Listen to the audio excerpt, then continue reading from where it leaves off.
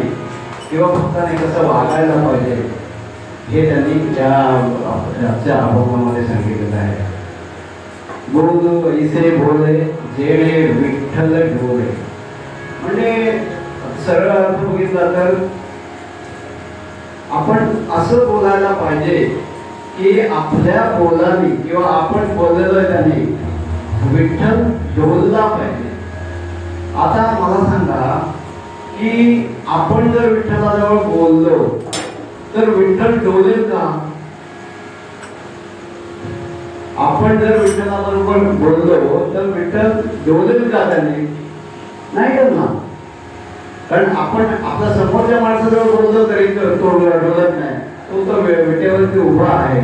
तो एवढ्याच्या तुमच्या बोलण्याने एवढंच बोलणार आहे. नामदेवांची गोष्टच वेगळी. नामदेवांनी वयाच्या 5व्या वर्षी पांडुरंगाला, वयाच्या 5व्या वर्षी पांडुरंगाने त्यांना दर्शन दिलं होतं. असे नामदेव. पण आपण नामदेव म्हणता की बोलू ऐसे बोले जेणे बोले विठ्ठल डोले. आता विठ्ठल डोळं म्हणजे काय? प्रत्यक्ष विठ्ठल जो आहे तो मूर्तीमध्ये आहे. तो विठ्ठल आपल्याजवळ बोलणार नाही. पण तुमचा जर भक्तिभाव असेल तर मूर्तीचा विठ्ठल सुद्धा तुमच्याकडे बोलेल.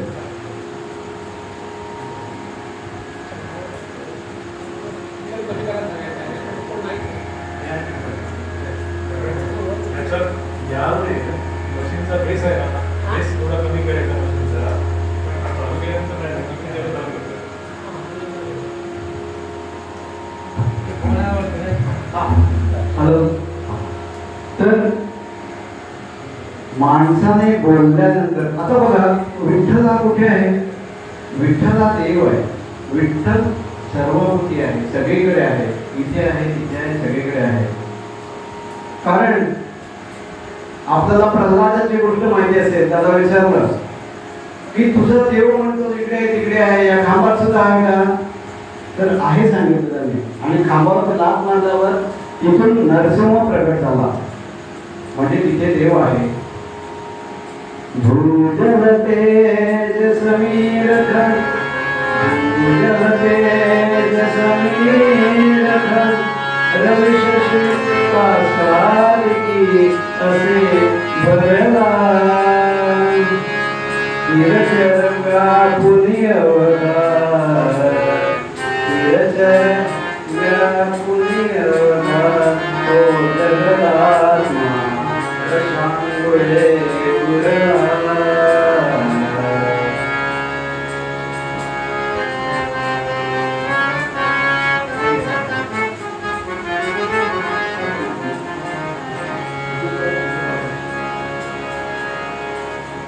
तर ही कीर्तनामधली आपण जे आता बोललो त्याला आर्यावृत्त म्हणतात. ही कीर्तनामध्ये असतेच असते.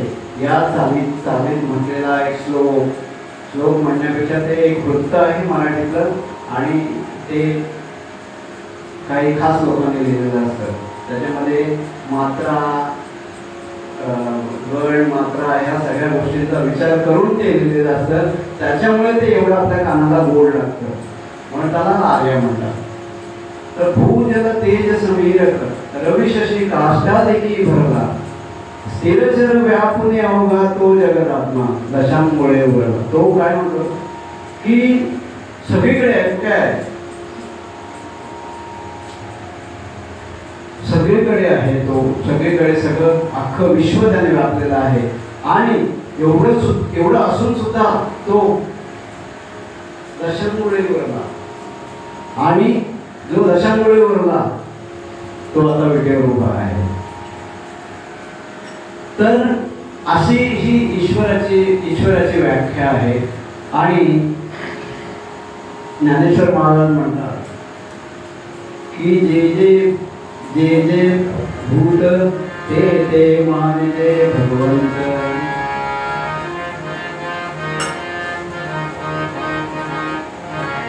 म्हणजे प्रत्येक प्राणी मात्र आहे त्याच्यामध्ये ईश्वर आहे. प्रत्येकामध्ये ईश्वर आहे. मग आता परत आपण त्या चरणाकडे येऊ जिथे म्हटलेलं आहे की जेणे बोले विठ्ठल डोले, बोलू ऐसे बोले जेणे बोले विठ्ठल डोले. म्हणजे आपण असं बोलल्यानंतर विठ्ठल डोलला पाहिजे. मग आता तुम्हाला माहिती आहे की ईश्वर कुठे आहे, कुणाकडे बोलायचं आपल्याला? तर माझ्यासमोर कोणी बसलेलं आहे, माझ्या आजूबाजूला कोणी बसलेलं आहे, यांच्या सगळ्यांच्या मध्ये देव आहे. मग त्यांच्याजवळ बोलताना आपण कसं बोललं पाहिजे की त्या माणसाला कुठे दुःख नाही झालं पाहिजे, त्या माणसाला वाईट नाही म्हटलं पाहिजे. आपल्याला चांगलं बोलता येतं ना, मग आपण चांगलं बोलावं, वाईट बोलणं टाळावं, असं नामदेव महाराज म्हणतात. तर काही गोष्टी अशा असतात, आपण जर वाईट बोललो, आपण जर वाईट बोललो तर समोरचा माणूस वाईट बोलणार. एक महाभारतातली कथा आहे की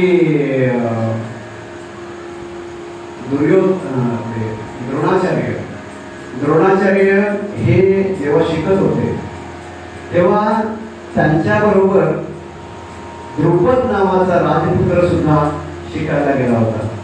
आणि ते दोघे जण शिकत होते त्यांच्या गुरुजींकडे. असं असताना त्या दोघांची खूप मैत्री जमली, खूप म्हणजे अगदी लंगोटी म्हणतो आपण तसे. तर जेव्हा त्याचं शिक्षण संपलं तेव्हा द्रुपद द्रोणाचार्याला म्हणाला की बघ, आता मी घरी गेल्यानंतर माझा राज्य कारभार सांभाळणार आहे, तेव्हा मी राजा होणार आणि तुला जर कधी मला माझी मदत लागली तर तू निसंकोचपणे माझ्याकडे ये. म्हणाले ठीक आहे. द्रोणाचार्य म्हणाले ठीक आहे. आणि तो राजा झाला, तिकडे राज्य करायला लागला द्रुपद. आणि यांचं द्रोणाचार्याचं लग्न झालं, मुलगा झाला. पण ह्यांच्याकडे एवढं दारिद्र्य आलं की त्यांना स्वतःच्या मुलाला दूध पाजायला सुद्धा गाय नव्हती, का दूध पाजायची सुद्धा ऐपत नव्हती. मग हे काय करायचे, पीठ पाण्यामध्ये कालवायचे, पाण्यामध्ये पीठ काढून हे दूध आहे असं सांगून ते त्याला पाजायचे. एक दिवशी काय झालं, तो त्यांचा मुलगा जो होता अश्वत्थामा, तो मित्राकडे गेला. त्याचे बरोबर मित्र होते, त्यांच्या बरोबर गेला मित्राकडे आणि त्याने तिथे खरं दूध बघितलं. मग घरी आल्यानंतर सांगतो, आई हे तुम्ही देता हे खरं दूध नाहीये, मला खरं दूध पाहिजे. आता या दोघांना माहिती आहे आपली ऐपत नाही, दूध घ्यायला त्याला दूध पाजायची, दूध द्यायची ऐपत नाही. मग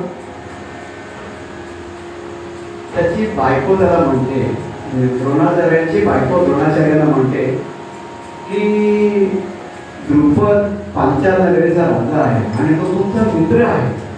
पहिल्याने तुम्ही जेव्हा गुरुकुली होता, शिकत होता, तेव्हा तुमचा मित्र आहे. त्याने तुम्हाला सांगितलेलंच आहे की तुला जर कधी मदत लागली तर तू माझ्याकडे माग, मी तुला ती मदत करेन. मग तुम्ही का जात नाही, एखादी गाय का नाही बघत त्याच्याकडे, तो तुम्हाला देईल. द्रोणाचार्य थोडे मागे होते, त्यांना वाटलं की कशाला जायचं. मग बायको जास्तच हे करायला लागले, त्यांना जोर द्यायला लागले. तेव्हा म्हटलं ठीक आहे, जाऊन बसलो. मग द्रोणाचार्य पांचाल नगरीला गेले आणि द्रुपद राजाच्या राजवाड्यासमोर गेले. द्रुपद राजाच्या राजवाड्यासमोर गेल्यावरती त्यांनी दरबारात जायच्या आधी त्यांनी सांगितलं, पहारेकरांनी सांगितलं की कोणी माणूस भेटायला आला मला, ठीक आहे मी पाठवून द्या. आतमध्ये गेल्यावरती द्रुपद राजाने यांचा अवतार बघून, गरिबी आणि कपडे बिपडे घातलेला अवतार बघून त्यांनी म्हटलं, थोडंसं मनामध्ये त्यांना हे वाटलं की अरे किती गरीब माणूस आहे आणि हा राजवाड्यामध्ये येतो, असं त्यांनी म्हटलं. तर द्रोणाचार्यांनी म्हटलं, अरे आपण बालपणीचे मित्र आहोत, जर मला तुझी मदत पाहिजे होती. तर पांचालने म्हटलं, द्रुपद राजाने म्हटलं की तुम्हाला जे काय मागायचं ते लवकर मागा, मी काय मागायचे ते लवकर मागा, मी तुम्हाला देऊन टाकतो. मला वेळ नाही, जास्त वेळ नाही आणि ते पाठीमागचं वगैरे सांगत बसून का. तर एवढं म्हटल्यावरती द्रोणाचार्यांना खूप राग आला. अरे मी मैत्रीच्या भावनेने तुझ्याकडे मदत मागण्यासाठी आलोय आणि हे सुद्धा तू मागे सांगितलं होतंस म्हणून मी आलोय, नाहीतर मी आलोच नसतो. आणि मला भीक काय नको. त्याच्यामुळे ठीक आहे तुझं राज्य तू घे बाबा, मला काय नको तुझं. मग ठीक आहे, काय हरकत नाही. आणि मग तो तिकडून गेला पीक नको म्हणून. आणि मग कृपाचार्य यांच्याकडे तो गेला. कृपाचार्य हे द्रोणाचार्यांचे मेहुणे, द्रोणाचार्यांची बहीण, द्रोणाचार्याची बायको ही कृपाचार्याची बहीण. आणि कृपाचार्य कौरव पांडवांना तेव्हा शिकवत होते. ते म्हणाले, तो म्हणाला की मी काय करू, अशी अशी परिस्थिती आहे. द्रुपदकडे गेलो होतो पण त्याने काय मला मदत केलं नाही, उलट माझा अपमान केला. मग म्हणजे ते सोडून दे, तुला काय पाहिजे ते सांग. म्हणाला की मला आर्थिक मदत पाहिजे. तुम्हाला एक काम कर, आपल्याकडे शिक्षक आता शिकवणाऱ्याच्या खूप जागा रिकामे आहेत, मी तुला तिथे लावतो, पगारही चांगला आहे, पेन्शन मिळेल, आणखी पण काय काय सुविधा आहे. तर म्हणाले ठीक आहे. मग असं करताना काय झालं की त्यांना एक शिक्षक म्हणून लावून घेतलं. आता तुम्हाला माहिती असेल की द्रोणाचार्य हे कौरव आणि पांडवांचे गुरु होते. तर हे त्यांना कौरव आणि पांडवांना दोघांना पण शिकवत लागले. आणि त्यांचं कौरव पांडवांचं शिक्षण पूर्ण झालं. शिक्षण पूर्ण झाल्यावरती द्रोणाचार्याच्या डोक्यामध्ये तो किडा होता की तो मला असं बोलला होता म्हणून. मग ह्याने काय केलं की कौरव पांडवांनी विचारलं की गुरुजी आता तुम्हाला गुरुदक्षिणा काय पाहिजे, आमचं शिक्षण तर पूर्ण झालं, गुरुदक्षिणा काय पाहिजे. तर त्यांनी सांगितलं की मला त्या पांचाल राजाचा किंवा द्रुपद राजाचा पराभव करून त्याला कैद करून आणून द्या, एवढीच मला गुरुदक्षिणा द्या. कौरव पांडव म्हणाले ठीक आहे, एवढंच आहे ना. मग पहिल्याने कौरव गेले, ही गोष्ट आपल्याला माहिती असेल, पहिल्याने कौरव गेले. पण पांचाल राजा अतिशय शूर होता. त्यांनी त्या कौरवांना हरवलं. ते कर्णही त्यांच्याबरोबर होता, तरीही त्यांना हरवलं. आणि हे आपले जिथे हात घेऊन यायचं तिथे हात घेऊन परत आले. तर मग पांडव गेले आणि अर्जुनाने त्या द्रुपद राजाला कैद केलं, लढाईमध्ये हरवलं आणि कैद केलं आणि यांच्यासमोर उभं केलं. आता यांच्यासमोर उभं केल्यावरती ह्याने काय केलं की बघ, तू तेव्हा मला भीक द्यायला पण तयार नव्हतास, आज मी तुला कैद केलेलं आहे, माझ्या समोर आहेस तू, आता तू तुझ्या जीवाची भीक माग माझ्या समोर. असं म्हटल्यावरती तो राजा होता, त्याला हे अपमान वाटला. मग त्यानेही लक्षात ठेवलं आणि त्याने द्रोणाचार्याने काय राज्य नको होतं त्याचं, त्याने सोडून दिलं त्याला. पण त्याच्याही डोक्यामध्ये आणखी गेला जोरदारपणे वळवळायला लागला की म्हणे नाही मी याचा बदला घेणार. असं करता करता काय झालं की त्याने राजपुरोहितांना बोलवलं. त्याने म्हटलं की आपल्याला यज्ञ करायचा आहे. तर म्हणजे यज्ञ करण्यासाठी काहीतरी कारण नाही. यज्ञ कशासाठी करायचं आहे? नाही म्हणे मला त्या द्रोणाचार्याचा सूड घ्यायचा आहे. द्रोणाचार्याचा सूड कसं घेणार? नाही मला त्याला मारायचं आहे, पण मी मारू शकत नाही कारण तो माझ्यापेक्षा जास्त याच्यामध्ये लढाईमध्ये जास्त बलशाली आहे, त्याच्यामुळे मी त्याला मारू शकत नाही. मग मला एक मुलगा आणि एक मुलगी यज्ञातून उत्पन्न करायचे आहे, त्यासाठी यज्ञ पाहिजे. आणि मग त्याने यज्ञ केला आणि त्याच्यातून द्रौपदी आणि दृष्टद्युम्न अशी दोन मुलं यज्ञातून बाहेर आली. मग हा जो दृष्टद्युम्न होता हा नंतर पुढे पांडवांचा सेनापती झाला. कौरव पांडवांच्या युद्धामध्ये याने द्रोणाचार्यांचं शिर उडवलं. द्रोणाचार्यांचं शिर उडवलं आणि त्याने द्रोणाचार्यांचं शिर उडवलं म्हणून त्यांचा मुलगा अश्वत्थामा आणि पांडवांच्या मुलांना झोपेतच मारलं. ही जी गोष्ट आहे ती सांगण्याचं तात्पर्य एवढंच की एका माणसाने काहीतरी बोललं म्हणून दुसऱ्या माणसाला उलट काहीतरी प्रकृत करतो, त्याच्यातून सुराची भावना तयार होते आणि मग इकडचे मारतात तिकडचे मारतात. त्यापेक्षा जर द्रोणाचार्यांनी तो अपमान स्वतः गिळून ठेवला असता आणि पुढे गेला नसता तर द्रोणाचार्यांची सुद्धा ही गत झाली नसेल. म्हणजे काय बोलताना आपण कसं बोलावं याचा विचार करून माणसाने बोलावं, नाहीतर मग हे असं महाभारत होत राहतं. हे महाभारतातली छोटीशी गोष्ट होती. तर म्हणून बोलू ऐसे बोले जेणे बोले विठ्ठल. हो बघा, आपण जर चांगलं बोललो तर घरातली कितीतरी भांडणं कमी होतील, घरातली कितीतरी भांडणं होणारच नाही, देशातली भांडणं कमी होतील. त्याच्यामुळे हा विचार करून माणसाने आपण कसं बोललं पाहिजे, म्हणजे समोरचा माणूस, समोरचा देव मान ठेवले असं नामदेव महाराज सांगतात. आणि यासाठी काय काय करायचं असतं तर प्रेम सर्वांगाचे ठाई वाचे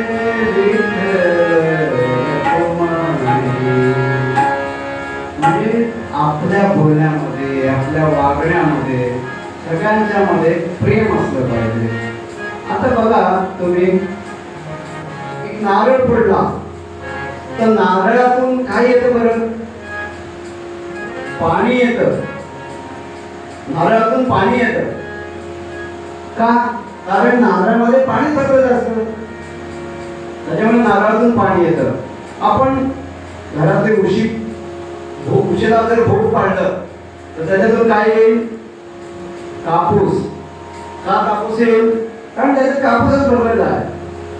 मग तुमच्या अंगात जर प्रेम भरलेलं असेल तर तुमच्या बोलण्यातून, तुमच्या वागण्यातून ते प्रेमच बाहेर येईल. प्रेमाचा अर्थ चुकीचा घेऊ नका. तर प्रेम हे तुमच्या वागण्यामध्ये, बोलण्यामध्ये असायला पाहिजे. नुसतं वागण्यामध्ये असायलाच पाहिजे, तुमच्या बोलण्यामध्ये पण असायला पाहिजे. मी नुसतं प्रेम करतो असं म्हणून नाही करत, तर ते प्रेम तुमच्या वागण्यामध्ये, बोलण्यामध्ये, चालण्यामध्ये असलं पाहिजे. आणि प्रेम सर्वांगाचे ठाई. आता आपण जेव्हा म्हणतो जेणे बोले विठ्ठल डोले, आता विठ्ठल कुठे आहे आपण बघितला तर विठ्ठल या सृष्टीमध्ये भरलेला आहे, संपूर्ण सृष्टीमध्ये भरलेला आहे. मग आपण बोलताना त्या सृष्टीतल्या, चराचरातल्या सगळ्या विठ्ठलाला आपण सांगतोय की बोलतोय. मग तसं हे जे प्रेम आहे ते पण आपल्यावर असायला पाहिजे. आपल्या आतमध्ये भगवंत आहे, आपल्या समोरच्या मध्ये भगवंत आहे. एवढंच नाही तर देवाने ही सृष्टी निर्माण केली आहे. डोंगर, दऱ्या, नद्या, नाले हे सगळं आपल्यासाठी तयार केलेलं आहे. त्याच्यामुळे ह्या सगळ्या गोष्टींवर सुद्धा आपलं प्रेम असायला पाहिजे. त्या आपण गोष्टी जतन केल्या पाहिजे. आपण जंगल तोड करतो आणि तिथे घर बांधतो, मग म्हणतात पाऊस नाही पडत, दुष्काळ पडतो. दुष्काळ का पडतो? तर निसर्गावरती आपण आक्रमण करतो आणि मग तिथे घर बांधतो. घर बांधल्यानंतर एक गोष्ट लक्षात येत नाही की झाडं कापायला लागतात. झाडं कापली तर तिथे पाऊस कमी होतो. बरं, दुसरी गोष्ट पिकाखालची जमीन कमी होते. जमीन जर नाही राहिली तर अन्नधान्य कुठून पिकणार आहे?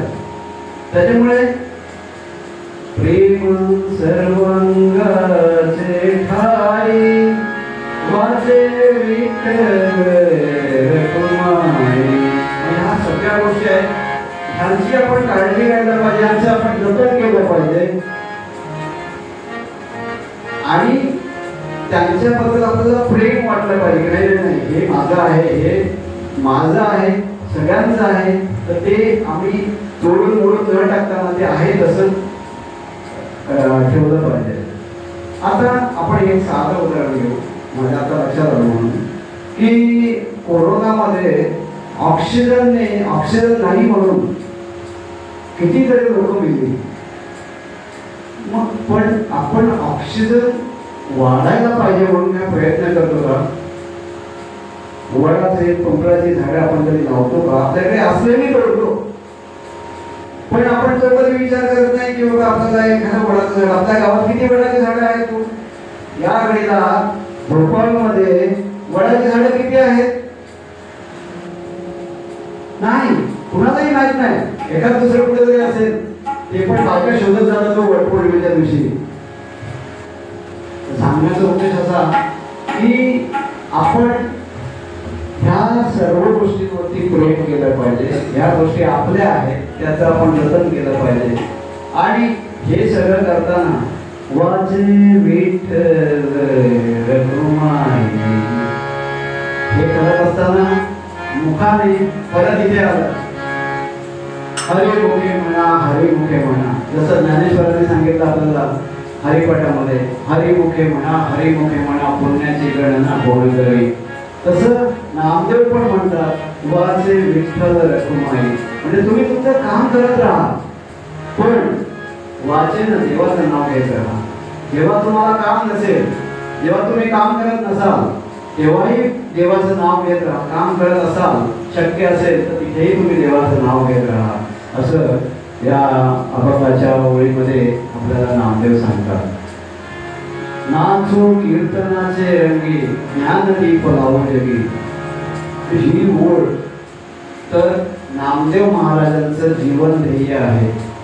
नामदेव महाराजांचं अवघं जीवन नाचो कीर्तनाचे रंगी ह्या गोष्टीमध्ये रंगलेलं आहे. आपण जर ज्ञानेश्वरांचं जीवन ध्येय बघितलं तर अवघाची संसार सुखाचा करीन, आनंदे भरीन दिनी लोक. आता तसंच नामदेव महाराजांचं आहे की नाचू कीर्तनाचे रंगी, ज्ञानदीप लावू जगी. नामदेवांच्या काळामध्ये लोक आता जसं की खूप शिकत नव्हते, फार हाताच्या अगदी बोटावरती मोजण्याची शिकत होती. त्याच्यामुळे नामदेव महाराज म्हणतात की लोकांना नाम कसं घ्यावं हे कीर्तनातून सांगता येतं. म्हणून ते कीर्तनातून देवाचं नाव घ्यायला सांगतो. देव माणसाजवळ कसं वागावं, कसं प्रेमाने वागावं हे ते आपल्या अभंगातून सांगून ती कीर्तनं करत होते आणि लोकजागृती, जनजागृती करत होते. नामदेव महाराज अगदी पंढरपुरापासून नव्हे, पंढरपुरातून सुरू केलं आणि दक्षिणेत गेले कर्नाटकामध्ये. आणि त्याच्यानंतर नामदेव महाराजांनी ज्ञानेश्वरांच्या बरोबर उत्तर भारतातली यात्रा केली. ज्ञानेश्वर समाधीनंतर पुन्हा ते उत्तर भारतामध्ये गेले आणि तिथे पंजाबमध्ये त्यांनी या भागवत धर्माचा प्रसार केला. आणि मित्रांनो, एक मला खूप अभिमानाची गोष्ट सांगावीशी वाटते की शिखांचा जो धर्मग्रंथ आहे गुरु ग्रंथ साहेबा, त्याच्यामध्ये नामदेवाची असंख्य पदे आपल्याला सापडतात. आणि जसं नामदेव, संत नामदेवांचं महाराष्ट्रात जसं महत्त्व आहे तसं आजही पंजाबमध्ये महत्त्व आहे. पंजाबमध्ये लोक नामदेव बाबा म्हणतात त्यांना, आणि नामदेवांची समाधी तिकडेही बांधलेली आहे. भूमानमध्ये, पंजाबमधल्या भूमानमध्ये नामदेवाची समाधी त्यांनी बांधलेली आहे. एवढे खूप खूप प्रसिद्ध असे नामदेव हे संत होते. तर परिहुनी परते घर, तेथे राहू निरंतर. परिहुनी परते घर, तेथे राहू निरंतर. म्हणजे काय?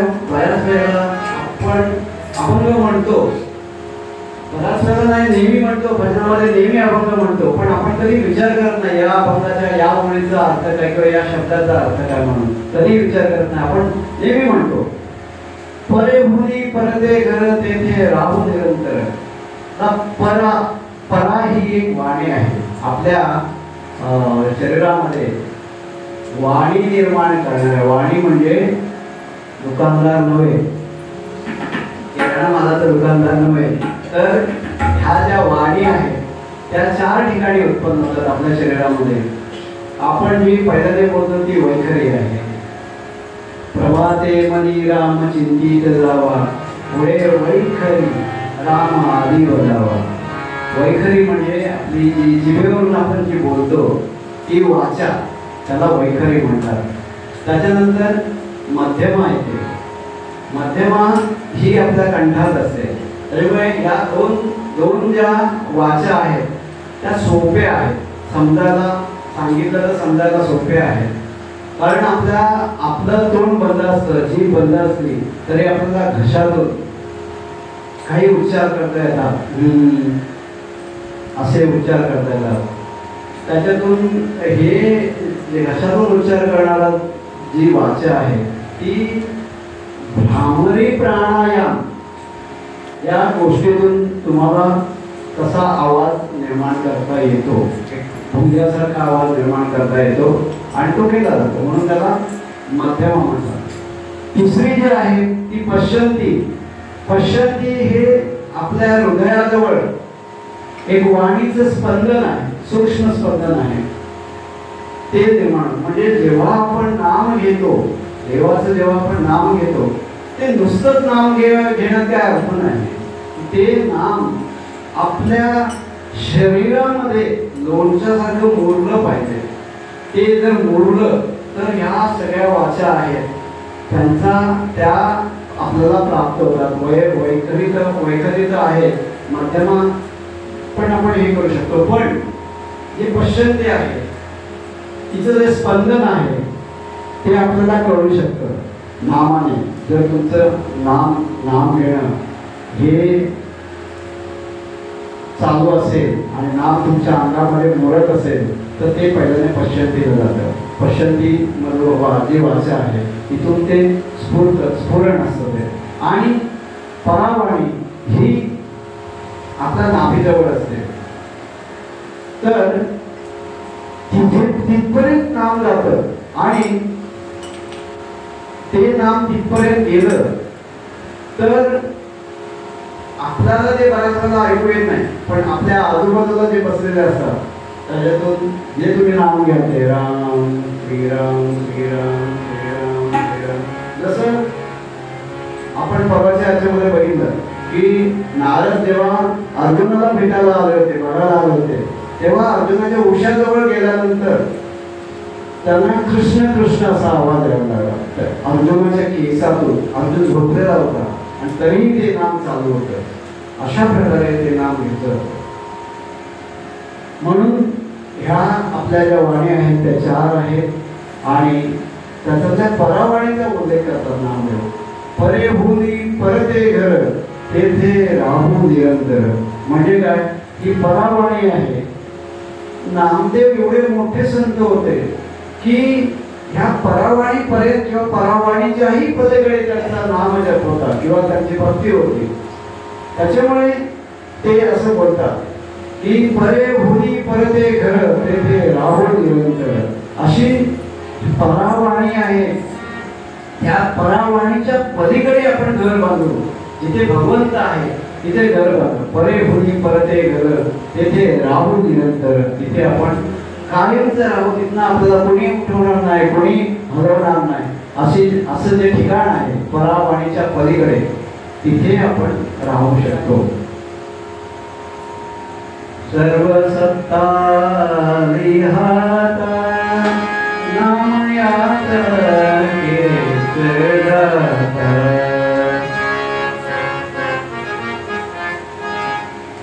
म्हणजे त्याच्यानंतर काय होतं की एवढं सगळं जेव्हा प्राप्त होतं तेव्हा आपल्याला अनेक दिव्य शक्ती प्राप्त होतात आणि त्या प्राप्त झालेल्या शक्ती ने आपण तिथे राहू शकतो. सर्व सत्ता आली आता म्हणजे काय की एवढं सगळं प्राप्त झाल्यानंतर आपल्याला वेगवेगळ्या शक्ती प्राप्त होतात. आपण कालच्या याच्यामध्ये कीर्तनामध्ये बघितलं की नामदेवानी त्या परीक्षा भागवतसाठी चंद्रभागेतून दगड काढले आणि त्या दगडाला चूक लावली, परिसर भागवतने लिहिलेल्या चुका लावल्या त्या सोन्याच्या झाल्या. तर ही आपण म्हणतो सर्व सत्ता आली हाता, ही सत्ता आहे की तुमचे कोणच काढून घेऊ शकत नाही. नाहीतर ते आजचे सत्ताधारी असतात, हो 5 वर्षासाठी असतात, फक्त 5 वर्षासाठी असतात, पण 5 वर्षामध्ये ते काय काय करतात, पण 5 वर्षानंतर पुन्हा भिकारीच. पण जेव्हा ही तुम्हाला सत्ता प्राप्त होते, नामाने जी सत्ता प्राप्त होते, ती तुमचे कुणी काढून घेऊ शकत नाही. त्याच्यामुळे ते म्हणतात की सर्व सत्ता आली हाता, नाम याचा केसरदाता. म्हणजे काय, सर्व सत्ता अशी प्राप्त होते, पण ही मला झाली प्राप्त कशामुळे, नाम याचा खेचर दाता. खेचर हे नामदेवांचे गुरु होते, विसोबा खेचर नामदेवांचे गुरु होते, आणि त्यांनी जो उपदेश केला की नाम कसं घ्यायला पाहिजे, किंवा जे त्याने गुरुपदेश दिला त्यांना, त्याच्यातून हे सगळं त्यांना प्राप्त झालेलं आहे. म्हणून ते गुरुचे आभार मानतात. नाम याचा खेचर दाता. खेचर म्हणजे विसोबा खेचर. तर अशा प्रकारे त्यांनी आपल्या विठ्ठल बोले, जेणे बोले विठ्ठल बोले, कसं कसं कसं एक एक पायरी आपण पुढे जातो हे त्यांनी आपल्याला या अभंगातून सांगितलेलं आहे. जेणे बोले विठ्ठल डोले, म्हणजे आपण कसं बोललं पाहिजे. प्रेम सर्वांगाचे ठाई, वाचे विठ्ठल रखुमाई. म्हणजे तुमच्या बोलण्यात, चालण्यात, वागण्यात प्रेम असलं पाहिजे. मग आणि याचबरोबर तुम्ही देवाचं नामस्मरण पण केलं पाहिजे. वाचे विठ्ठल रखुमाई, म्हणजे विठ्ठल रखुमाई हे ज्यांचं दैवत आहे आज, त्यांनी विठ्ठल रखुमाईचं स्मरण करावं, जप करावा. पण त्यांचा सांगण्याचा उद्देश आहे की तुमचे जे कोणी देव असतील, तुम्ही ज्यांना कोणाला देव मानत असाल, कोणी रामाला म्हणतात, कोणी शंकराला म्हणतात, कोणी गणपतीला म्हणतात, त्यांनी ते त्यांचं कार्य तसं स्मरण किंवा तसं जाप चालू ठेवावं, नामस्मरण चालू ठेवावं असं ते सांगतात. आणि परेभुनी परते गर, म्हणजे परावाणीच्या पलीकडे सुद्धा आपण घर बांधू शकतो, तिथे राहू निरंतर, तिथे कायमचा आपण वास करू शकतो असं ते सांगतात. सर्व सत्ता आली हाता, नाम याचा खेचर दाता. एवढं सगळं प्राप्त केल्यानंतर आपल्याला वेगवेगळ्या सिद्धी प्राप्त होतात. आपण हे गुणामुळे होतात, तर आपल्या सद्गुरूंच्या मार्गदर्शनामुळे होतात.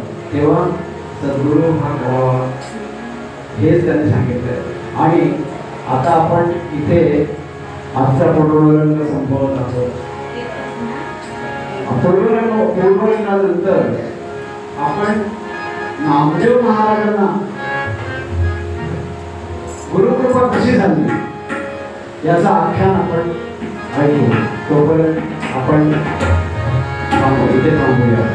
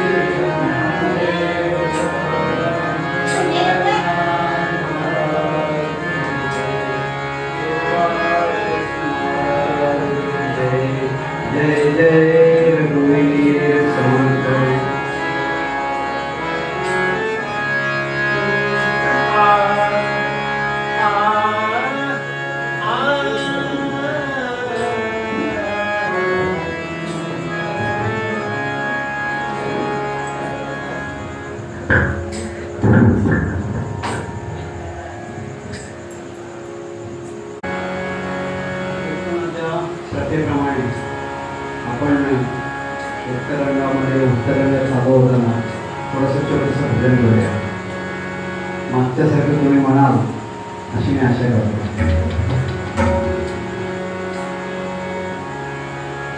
रघुपती राघव राजा नाम पतित पावन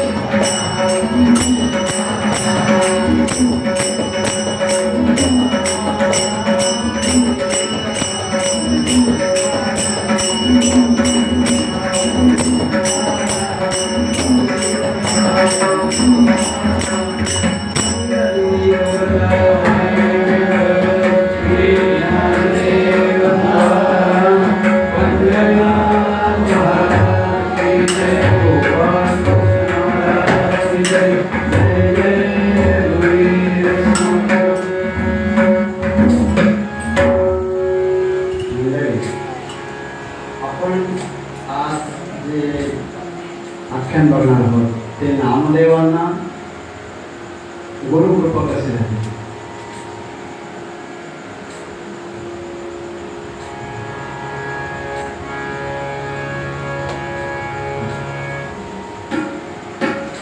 पंढरपूर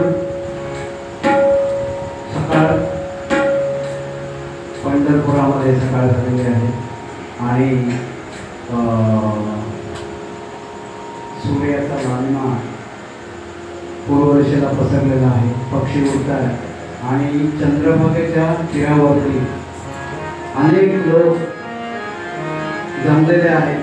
कोणी देवाला अर्घ्य सूर्यदेवाला अर्घ्य अर्पण करत आहे, कोणी बायका तिकडे कपडे धुत आहेत तीरावरती, तर कोणी घोडीतून पलीकडे जात आहे आणि असंख्य दिंड्या पंढरपुरातल्या वारवंटातून पंढरपुराच्या देवळात विठ्ठलाच्या देवळात चाललेले आहेत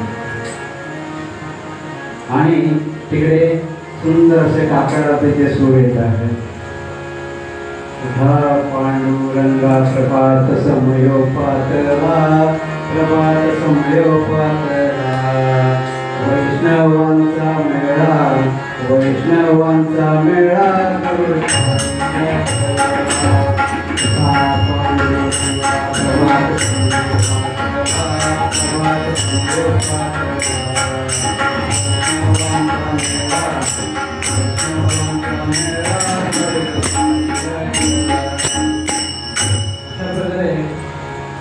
काकडाचे जे सूर होत आहेत आणि हळूहळू सगळ्या दिशा उजळून प्रकाश पडायला लागलेला आहे.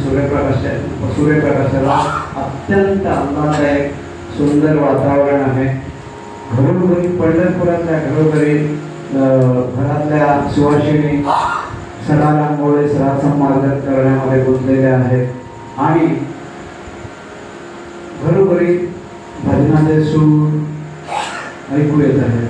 आणि इकडे दामू शेट्टींचं घर आहे, दामू सेठींचं घर आहे.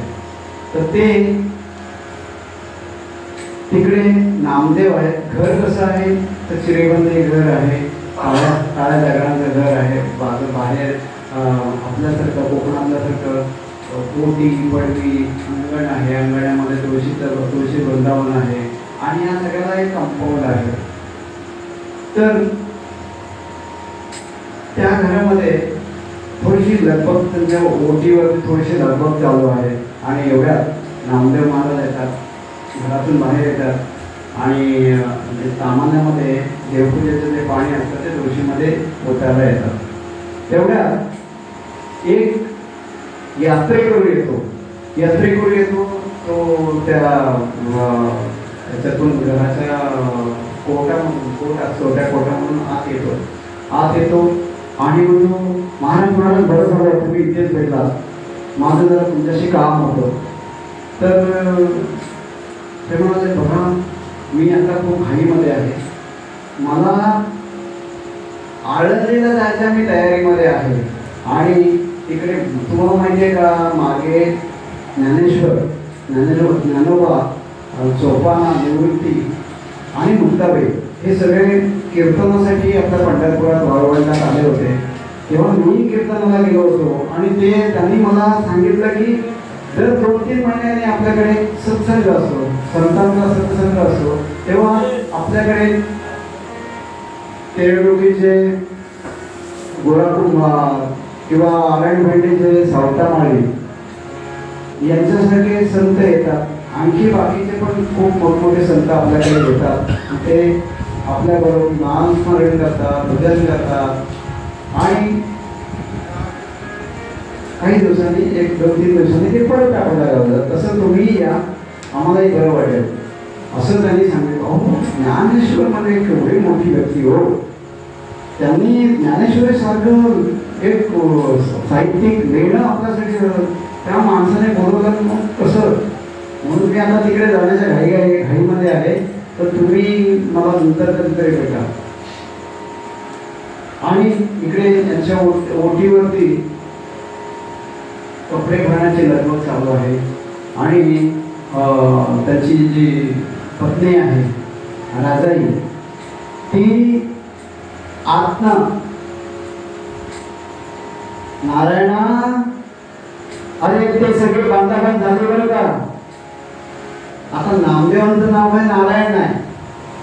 हे नाव त्यांच्या मुलाचं असतं. कारण तेव्हा तशी प्रथा होती, आपल्याकडे होती बरंच काही वर्षापूर्वी. आता कोण सगळे नावाने हाक मारतात. तेव्हा नवऱ्याला हाक मारताना मुलाच्या नावाने हाक मारायची, नारायणा. मग ती बायकोला या नामदेवांना कळतं की बायकोने हाक आपल्याला मारलेली आहे, मुलाला नाही. अशी पूर्ण पद्धत होती. आणि ते कोणी दोघंही एकमेकाला मुलाच्या नावाने हाक मारायचे. मग नामदेव म्हणतात, नारायणा ते झालं का वगैरे, झालं का.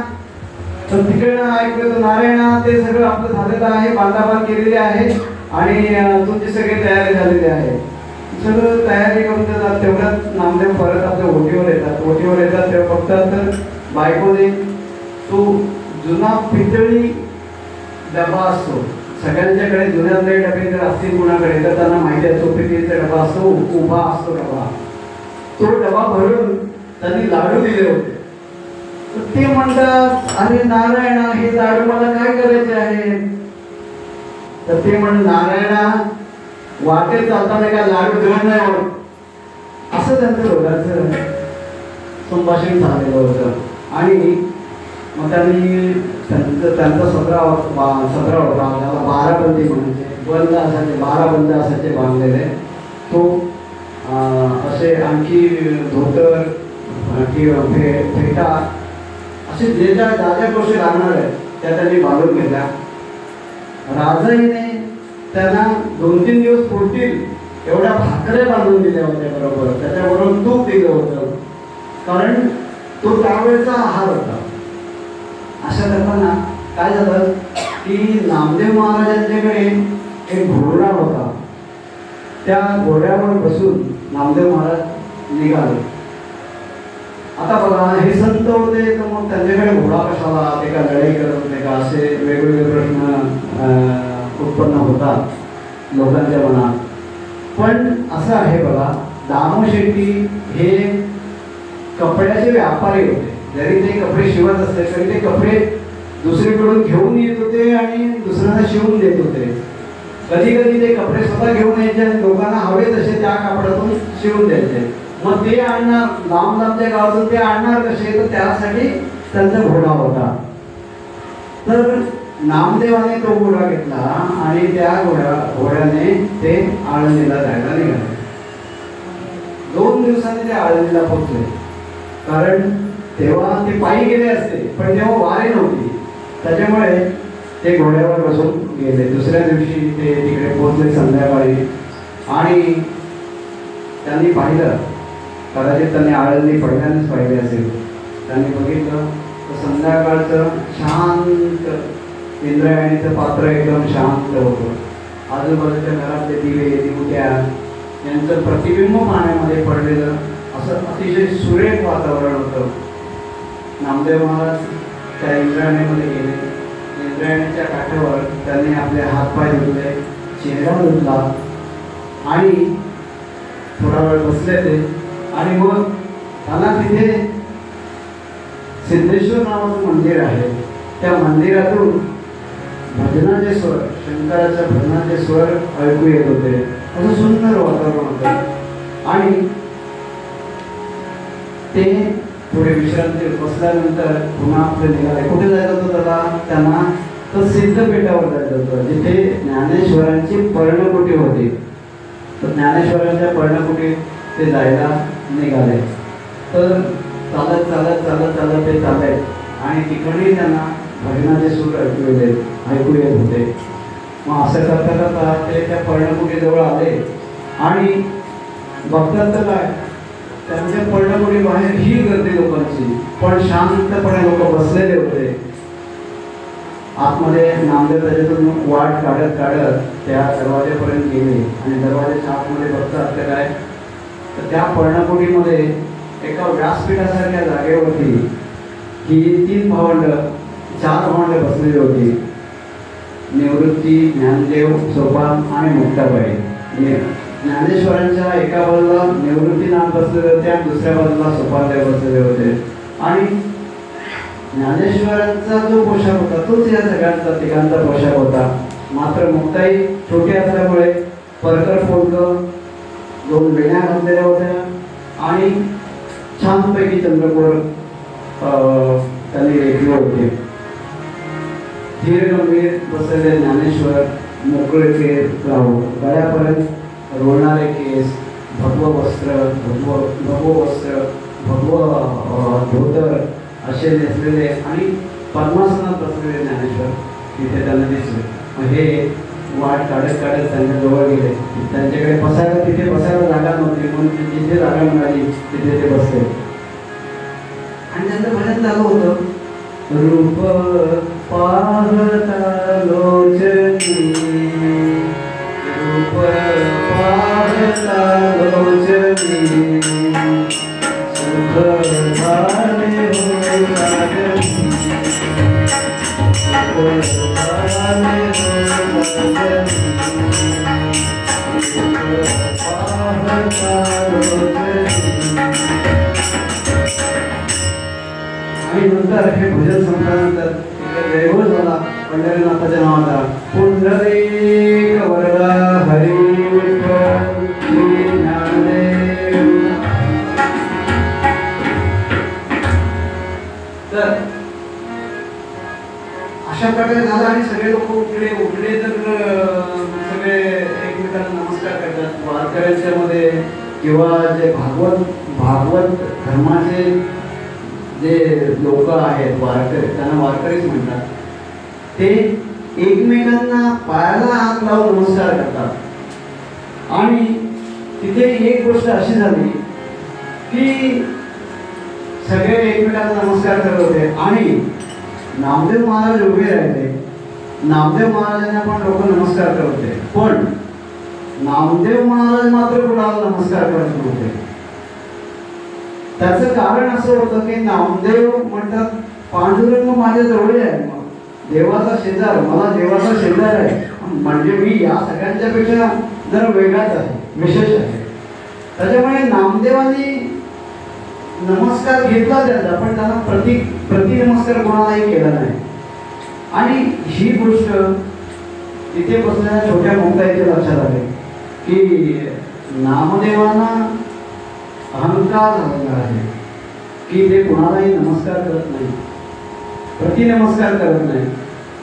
मग नामदेवा मुक्ताबाईच्या एका काव्यामध्ये असं आहे की मी निवृत्तीला नमस्कार करेन कारण ते माझ्यापेक्षा वयाने मोठे आहेत, पण बाकीचे ज्ञानदेव, सोपान, मुक्ताबाई यांना मी नमस्कार कसा करू, मी त्यांच्यापेक्षा मोठा आहे. पण वारकरी धर्मामध्ये किंवा भागवत धर्मामध्ये हे असं नसतं, सगळे समान असतात तिथे. ही गोष्ट नामदेवाला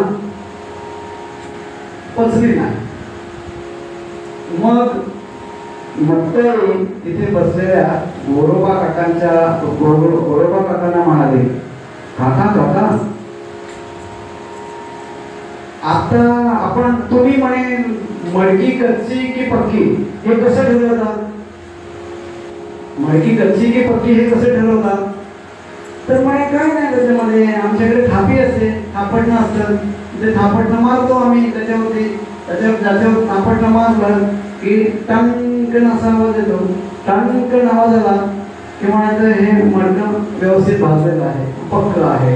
आणि ज्याच्यामध्ये फटाक फटाक फटाक असा आवाज येईल ते मडकं भाजलेलं नाही असं आम्ही समजतो. म्हणजे आता इथे हे लोक जे जमलेले आहेत त्यांची मडकी अध्यात्मामध्ये तयार झालेली आहे की नाही आहे हे तुम्ही चेक करू शकता का, बघू शकता का. ते मला बघू शकतो, ठीक आहे. ते तुझी आज्ञा म्हटल्यावर ते कोण नाही म्हणणार असं ते मिस्किरीने बोलतात. मग गोरोबा काका जे गोराकुंभा ज्यांना म्हणतो आपण, ते उठले, हातात थापे घेतली आणि पहिल्यांदा ज्ञानेश्वरांच्याकडे गेले आणि माऊली तुमचं डोकं पुढे करा.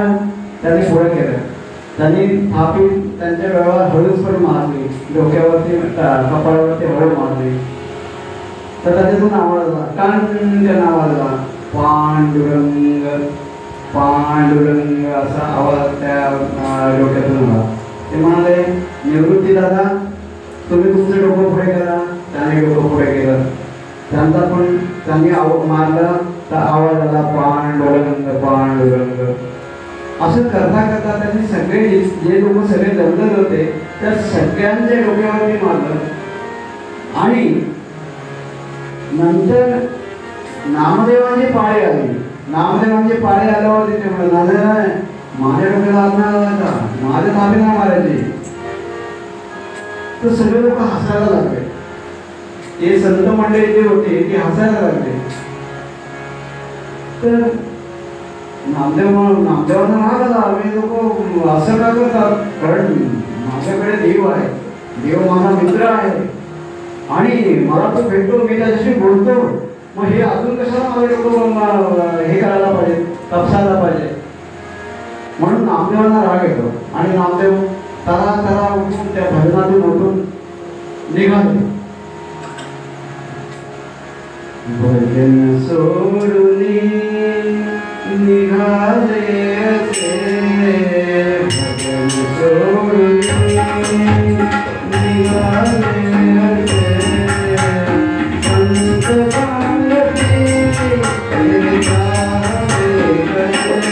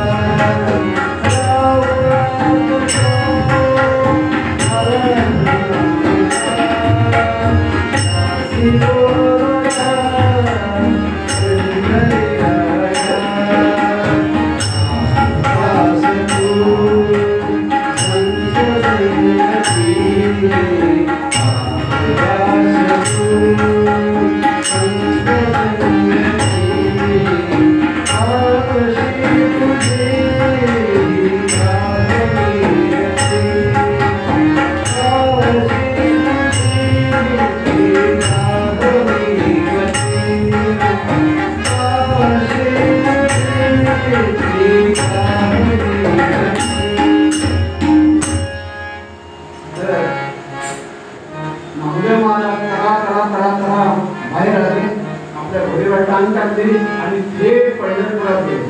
पंढरपुरात गेल्यावरती ते घरी नाही गेले, पहिल्याने विठोबाच्या मंदिरात गेले. विठोबाच्या मंदिरात गेल्यावरती बघितलं तर शांत गंभीर मूर्ती विठोबाची. गेले त्यांच्यासमोर, म्हणाला देवा मला हे लोक कच्चं मडकं म्हणतात, खरंच आम्ही कच्चं आहे? तर देव, कुठलाही देव, कारण ते देवच असतात, ते पटकन उत्तर देत नाही. म्हणतात नाम्या शांत हो, कारण ते जे काही बोलले त्याच्यात तुझं काही अहित करावं असा त्यांचा विचार नव्हता. हे पहिल्याने तू समजून घे. तू गुरु केला आहेस का? नाही. मग गुरु नाही केला तर तुला ज्ञान कुठलं येणार? बघ म्हणजे आम्ही जेव्हा रामावतारात जन्म घेतला तेव्हा सुद्धा वशिष्ठांना आम्ही गुरु केलं. कृष्णावतारात जन्म घेतला तेव्हा आम्ही सांदीपनींना गुरु केलं. म्हणजे मनुष्य जन्मात आल्यानंतर परमेश्वराला सुद्धा गुरु करावा लागतो. सद्गुरु अनुग्रहावेणा, सद्गुरु अनुग्रहावेणा हरला तो कठीण सर्वता कटणे. गोरा संत परीक्षे, गोरा संत परीक्षे, श्री आणुयाच सर्व थापटणे.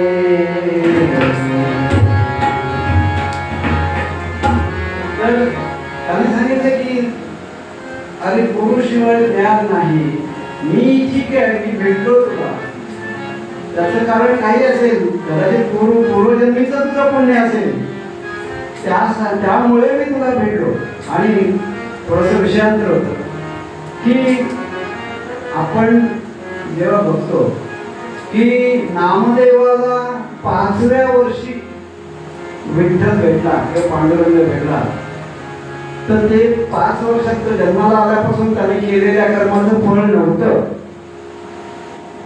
तर ते त्याने अगोदरच्या जन्मोजन्मी त्याने त्यांचा अभंग आहे, जन्मोजन्मी आम्ही बहु पुण्य केले, जन्मोजन्मी आम्ही बहु पुण्य केले, देवाचा विठ्ठल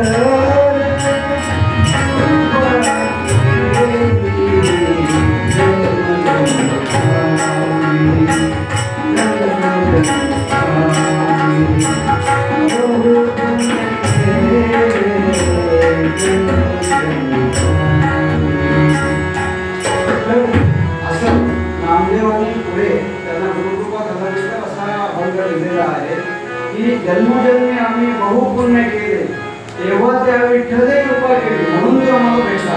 आता आपण जे रूपपाहण्याचा अभंग म्हणतो त्या अभंगामध्ये सर्व सुखाचे अगर त्याच्या आधी एक ओळ आहे की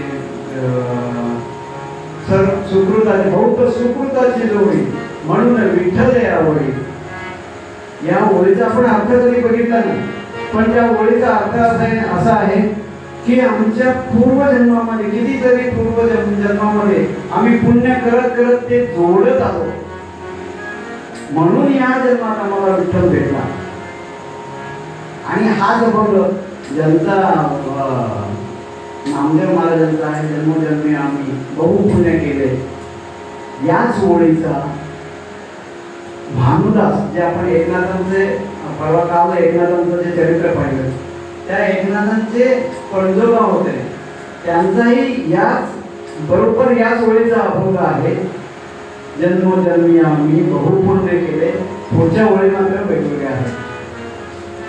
तर सांगण्याचा उद्देश असा की प्रल्हादाला जर लहानपणी देव भेटला असेल, याच्यातून प्रगट झाला असेल, खांबातून प्रगट झाला असेल, तर ते प्रल्हादाचं त्या जन्मातलं कर्म नव्हतं, ते जन्मोजन्मी ध्रुवपणाला देव भेटला, तो छोट्या ध्रुवपणाला भेटला, तर ते त्या जन्मातलं कर्म नव्हतं, ते त्याने जन्मोजन्मी साठवत आणलेलं ते कर्म होतं.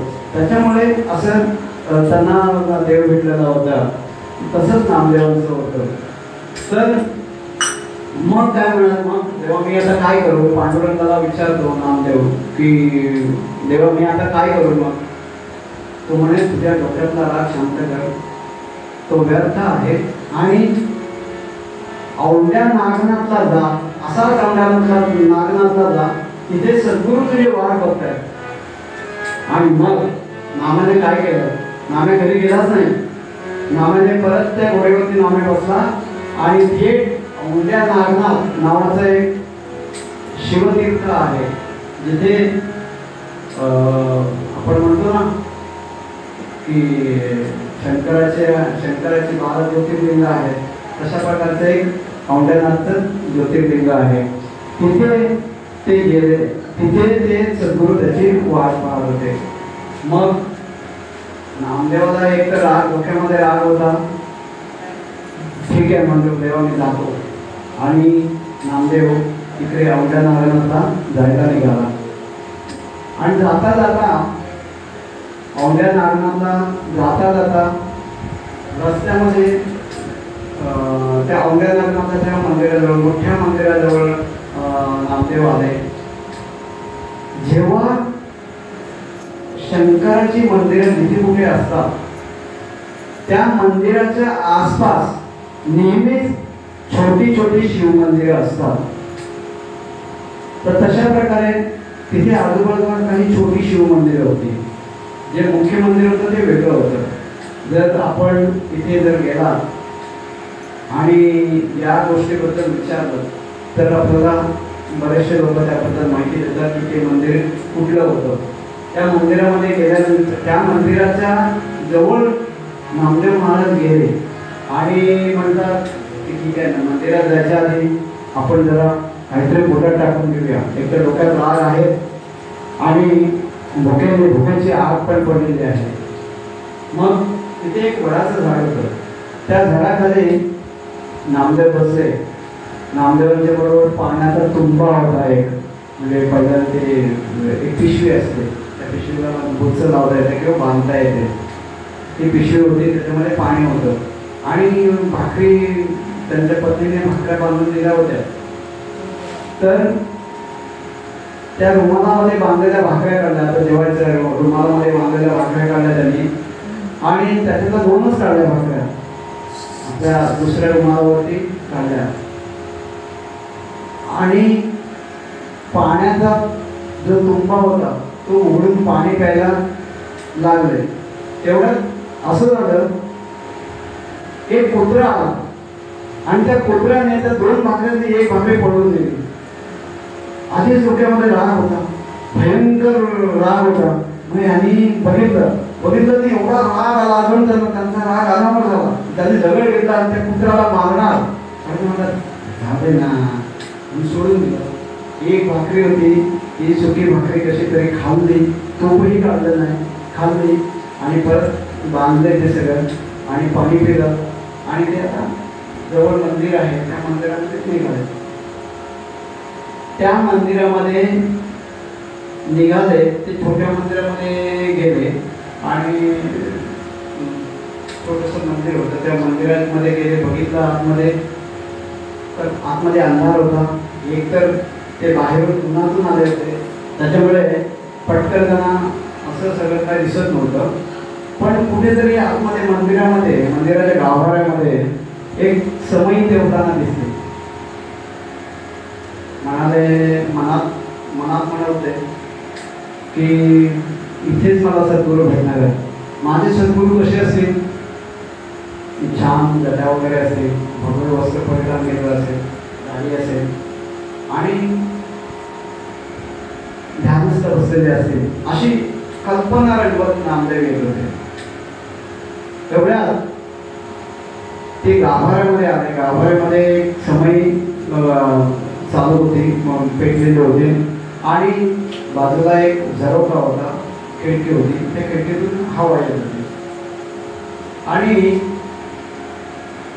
त्यांनी बघितलं तर शंकराची पिंडी आहे तिथे आणि त्या पिंडीवरती एक पाय टाकून एक म्हातारा वृद्धग्रस्त झोपला होता, पिंडीवरती पाय ठेवून. तर नामदेवांचं डोकं आधीच गरम होतं. त्याच्यात म्हणा हा काय वेळा माणूस आहे, पिंडीवरती पाय ठेवून झोपलाय. नामदेवाने त्याला हलवून उठवलं, जागं केलं. हो वृद्धग्रस्त, हो काय तुम्ही त्या पिंडीवरती पाय ठेवून झोपतात, काय तुम्हाला काय वाटतंही नाही, देवावरती पाय ठेवून तुम्ही झोपता. त्या वृद्धग्रस्ताने डोळे मिटले केले आणि म्हणाला काय करू, फुटलेला आवाज आणि काय करू, मला मी खूप थकलोय, खूप दमलोय आणि इथे आल्यावरती छान गार हवा आली, इथे छान वाटलं मला, म्हणून मी झोपलो. मला उठवत नाही, उठता येत नाही, बसता येत नाही, बघ बाबा तूच माझे पाय दुसरीकडे ठेव, उचलो. नामदेव काय कटकट आहे बाबा, ठीक आहे जाऊ दे म्हणतो, आपल्याला तेव्हा नमस्कार करायचा आहे, पाय उठवून ठेवूया दुसरीकडे. म्हणून नामदेवांनी त्या माणसाचे पाय दोन्ही हाताने धरले आणि दुसरीकडे उचलून ठेवले. तिथे चमत्कार असा झाला की जिथे परत त्यांनी पाय ठेवले तिथे परत पेंडी उत्पन्न झाली. नामदेव म्हणाले तरी काय कळत नाही, मग त्यांनी परत पाय उचलले, जिथे पिंडी नाही तिकडे परत पाय ठेवले, तिथून परत पेंडी उत्पन्न झाली. अजून एका वर्षात त्यांनी पाय ठेवले, तिथून परत पिंडी उत्पन्न झाली. मग नामदेवांच्या डोक्यात प्रकाश पडला, अरे हे काहीतरी वेगळं आहे. मग म्हणाले की त्यांनी त्या माणसाचे खरोखर पाय धरले, जेव्हा मगाशी ते उचलले होते आता पाय धरले, घट्ट पाय धरले. म्हणे गुरु मी तुम्हाला ओळखलं नाही, मला क्षमा करा. आणि मग तो माणूस खरंच उठून उभा राहिला आणि म्हणाला नाम्या अरे मी तुझीच वाट बघत होतो. बघा आपण म्हणतो ना की सद्गुरू हे आपल्या शिष्याची वाट बघत असतात. आपण कालच्या कथेमध्ये पण असं बघितलं होतं की सद्गुरू त्याला विचारत होते की बाबा तुझं नाव काय, तू एक ना, असं जेव्हा सांगितलं होतं तेव्हा त्यांना अगोदर माहिती होतं की असा माणूस आपल्याकडे येणार आहे, मग ते त्याची वाट बघत होते. तसंच इथे आपल्याकडे नामदेव नावाचा शिष्य येणार आहे हे त्यांना माहित होतं आणि त्यांनी मग नामदेवाच्या डोक्यावर हात ठेवला आणि त्याला गुरुदीक्षा दिली. कारण नामदेवाला फक्त पांडुरंग माहित होता, तो पण मंदिरात गेल्यानंतरच प्रगट व्हायचा. नामदेवांचा विठ्ठल मंदिराच्या बाहेर तरी त्यांना मिळाला नाही किंवा प्रगट झाला नाही. त्यामुळे नामदेवांना माहित होतं की विठ्ठल हा विठ्ठलच आहे, तो फक्त मंदिरातच आहे. सर्वावरती परमेश्वराची अनुभूती त्यांना त्या गुरुने दिली. जेव्हा त्या अनेक पिंडी उत्पन्न झाल्या तेव्हा त्यांनी म्हटलं की अरे म्हणजे मला जो देव भेटतो त्याला मी फक्त मंदिरातच नाही तर मी कुठेही त्याला उत्पन्न करू शकतो, कुठेही त्याला प्रकट करू शकतो. आणि त्यासाठी गुरुजी त्यांना दीक्षा दिली. मग म्हणाले की गुरुजी मी धन्य झालो.